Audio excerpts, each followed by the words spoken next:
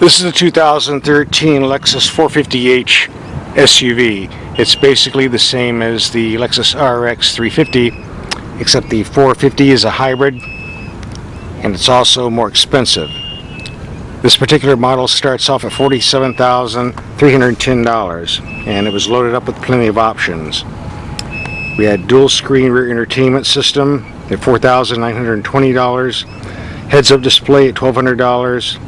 We had a luxury package with leather trim, one-touch moonroof, folding electronic mirrors, alloy wheels, roof rails, and a lot of stuff I can't mention because we don't have the space at $6,135. We have our surround DVD system at $995, parking assist at $500, $1,500 for adaptive cruise control. By the time we add it all up, we got a price of $64,280. A bit more than the RX-350, of course. Under the hood is a 3.5-liter V6 engine. Connected to the electric batteries, we get a total output rating of 295 horsepower. The EPA ratings, at least according to the window sticker, is 30 miles per gallon in the city, 28 miles per gallon on the highway, with a combined of 29 miles per gallon. My combined driving has been around 24.5 miles per gallon.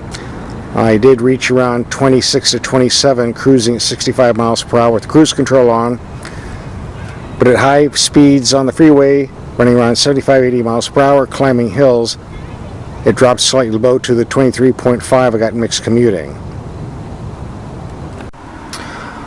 On the RX-450 I was impressed with the interior. The materials and workmanship are all first rate.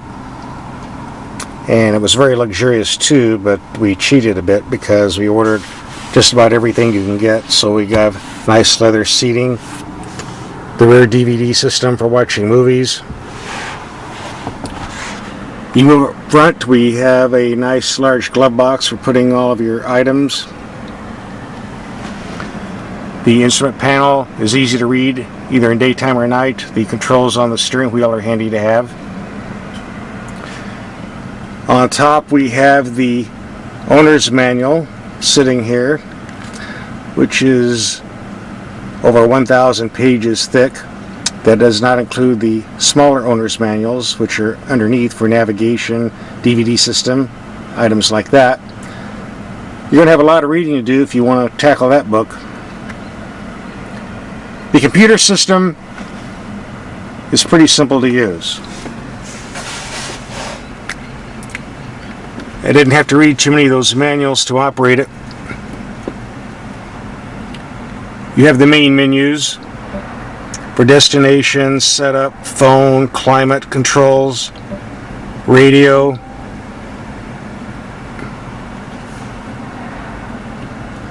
And of course you have the navigation map that goes with the navigation system.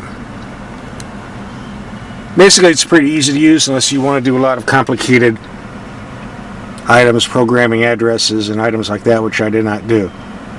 But overall I was impressed with the interior. It's nice to be in, very comfortable, very quiet because you got a nice quality build, thick body, lots of insulation, so it's very quiet on the road.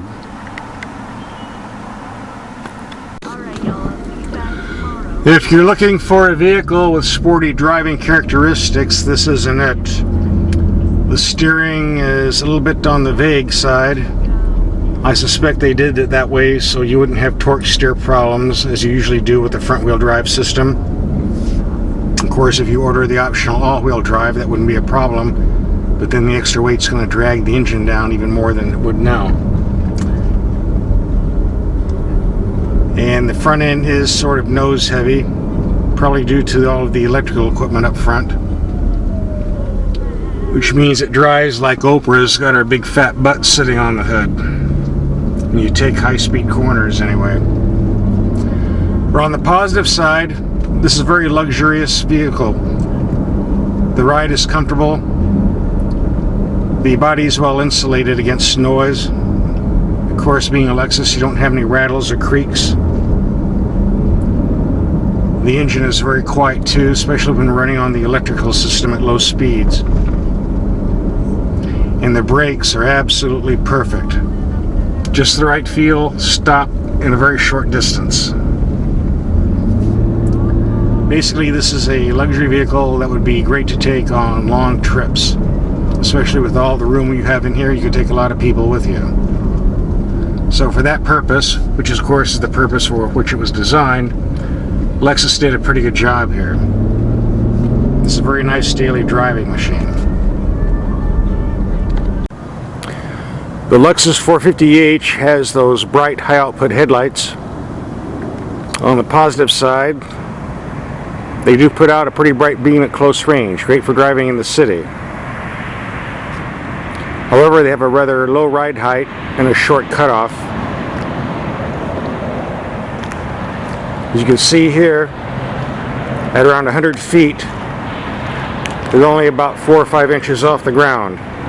On the highway, it takes around 130 feet to stop a vehicle, but not if you're a cat. Yeah, I love you too. Which means on the freeway, you could overdrive your headlights if you don't have your brights on. If you're also driving on an area where there's wildlife roaming around at night, a little bit bigger than this cat, say deer and antelope, you're going to have to drive with your brights on for safety concerns.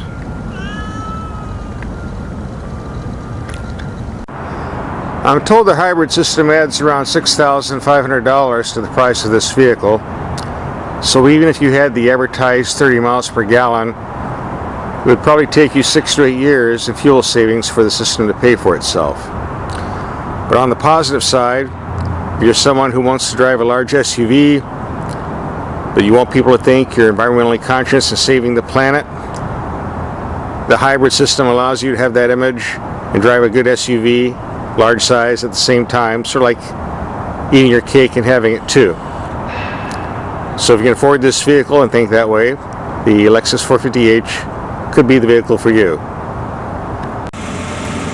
If the RX Hybrid doesn't fit your needs, the base RX-350 with the standard V6 engine starts around $39,500.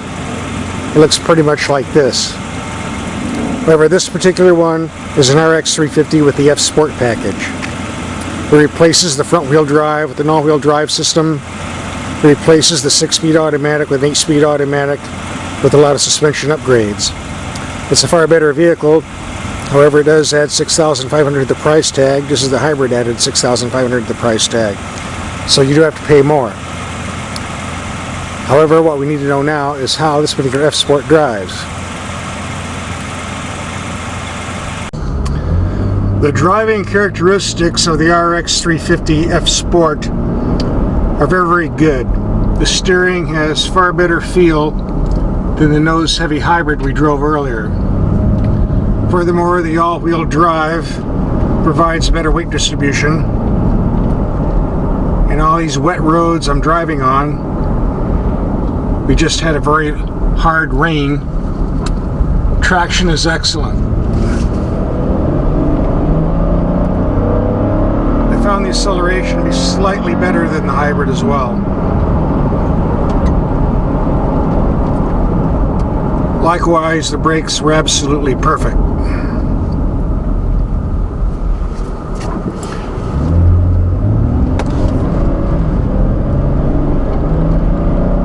Overall, this is a far better car to drive. The 8-speed automatic transmission provides excellent acceleration and quieter operation on the highway too. This is a pretty fun vehicle to drive, and I'm pretty impressed. The gas mileage rating for the F Sport is 18 in the city, 26 on the highway, and 21 mixed. About the same as the non-F Sport gas. In the real world, I got 16 in hard city driving, 23 on the highway, and 19 miles per gallon in mixed driving. Not as good as the hybrid, but of the 3 models I drove, I found the F Sport to be the most enjoyable. Of course, for those who want the hybrid to get better gas mileage, it's available. And for one who want the non-F Sport, it's a pretty good value too. So you got 3 choices. Simply take your pick and pay your money.